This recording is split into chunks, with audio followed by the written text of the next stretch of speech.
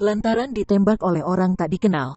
OTD, pasangan suami istri, Pasutri, di Bandar Lampung mengalami luka tembak. Informasi dihimpun. Penembakan tersebut terjadi Selasa tanggal 8 Juni tahun 2021 sekira pukul 4.30 waktu Indonesia Barat. Saat itu Pasutri NR 26 tahun dan Ra 25 tahun baru saja hendak pulang dari arah Bandar Lampung menuju Pesawaran. Diketahui Pasutri ini menumpangi sebuah mobil Toyota Akia warna putih dengan plat nomor polisi B1893WZ setiba di jalur 2 depan PKOR W Halim. Mobil yang ditumpangi keduanya dipepet kedua OTD.